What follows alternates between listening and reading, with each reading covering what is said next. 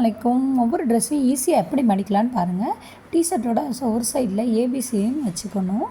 நம்ம எப்படி ஒரு சைடு கையோடு மடித்தாச்சு, இன்னொன்று சைடு கையை எப்படி இறக்கி உள்ளுக்குள்ளே வச்சுட்டு அவ்வளோதான் மடித்தாச்சு. ஈஸியாக டிஷர்ட்டை மடித்தாச்சு. செகண்டு சட்டோட கீழ் போர்ஷனை இப்படி மடக்கிட்டு கை போர்ஷனை இப்படி மடக்கி ஒரு சைடோட கை போர்ஷனை மடக்கியாச்சு, இன்னொரு சைடோட கை போர்ஷனை மடக்கியாச்சு. அவ்வளோதான், நீட்டாகிடுச்சு.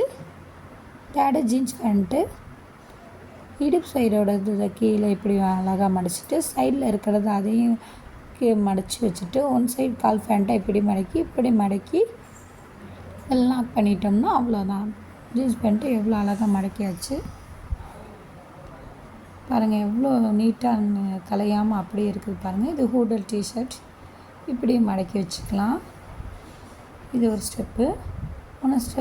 நெக்ஸ்ட் ஸ்டெப்பு பாருங்கள் எப்படி இருக்குன்ட்டு.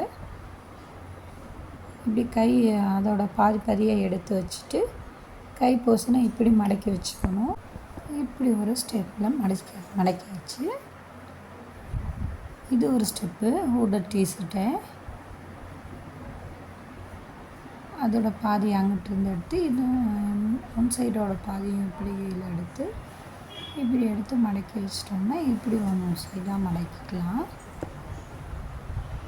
இது நம்ம நார்மலாக ரஃபீஸ் போகிற சின்ன பசங்களோட பேண்ட்டு தான். ஈஸியாக எப்படி மடக்கிறதுன்னு பார்க்கலாம். கலையும் கலையாது, நல்லா நீட்டாகவும் இருந்துக்கும்.